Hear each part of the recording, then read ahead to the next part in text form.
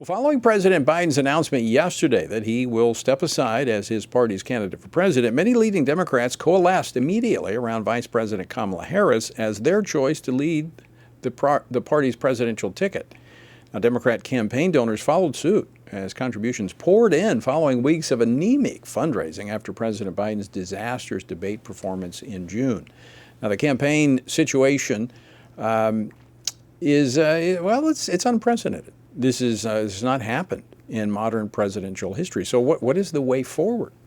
I mean, almost every move that they make is going to be subjected most likely to litigation. And how do they make it happen?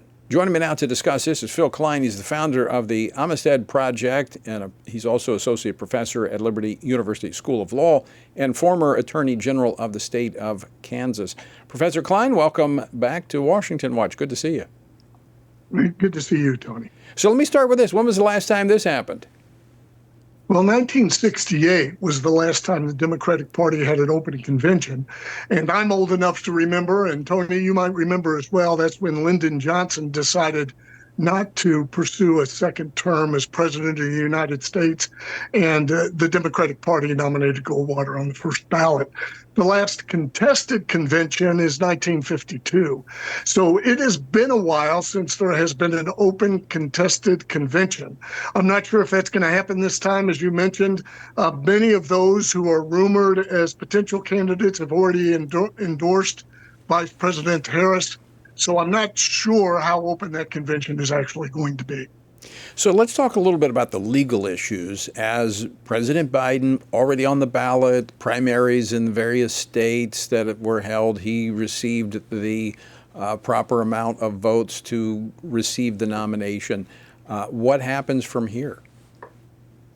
Well, there are some state laws that might interfere with the Democrat Party's efforts to place somebody else out on the ticket. Laws dealing with timing. For example, the state of Ohio initially had a law that required the naming of the party's nominee prior to the Democrat convention. And what the Democratic Party was able to do is get Ohio legislators to pass an amendment to date that requirement after the convention. So there are a few laws relating to timing and names on the ballot, but I don't believe those will be much of an obstacle because generally, in the past, now that's changing somewhat, Tony, but in the past, our state legislatures believe that the parties ought to be able to control their own process to name their own nominees.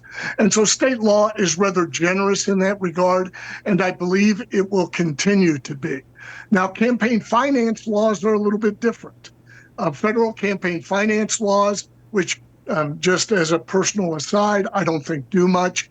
Money in politics is like water. It's going to flow, and it's going to find a way to get to the candidate. But the Biden-Harris campaign is sitting on about $100 million cash in hand, and that money can flow without any interference to Kamala Harris as the nominee. If it is not Vice President Harris, then that money has to take a little detour. 30 some odd million can go to the Democratic Party, which can coordinate this expenditure with the campaign. And then the remainder needs to flow through independent expenditures, so to speak, and not directly to that candidate. So there are some hurdles, but I believe the law will allow the Democratic Party to get around them. So that sounds like an insurance policy for the vice president. Well, certainly. It's a lot cleaner under the law for her direct receipt of that $100 million. Otherwise, it's not that steep of a hurdle. What would have to happen is it would flow to third parties, and technically they cannot coordinate with the campaign.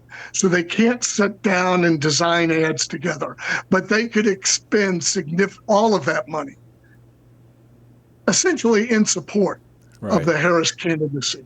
Well, clearly this is going to be, it already has been, and will be an extremely interesting election cycle. Having, and you've been a part of this, you've seen it, most of these are scripted, they're heavily choreographed. There's nothing that is happens that's not been designed. The unpredictable has been eliminated. So this is this could make for a very interesting Democratic convention. I mean, I'm certainly going to be watching it to see what happens. It is going to be very interesting. And it's also going to be interesting to see how the Democrat Party deals with their enshrining President Biden as a hero of the left, essentially adopting his policies, when those policies are one of the reasons that he is behind President Trump. So how is the candidate of the Democrat Party going to deal with the identification of Biden as his legacy reflecting the Democrat Party and the need for it to continue when Americans are dealing with inflation and open borders and all of those concerns regarding those policies? Well, I think they may double down. I mean, that's progressive politics, and I think you're going to see Kamala and team, whoever her running mate may be, going to be doubling down on those progressive policies that Biden put out there. Maybe to their demise. I don't know. They may just offer the American people more money. We'll see. Professor Kline, always great to see you. Thanks so much for joining us today. Thank you.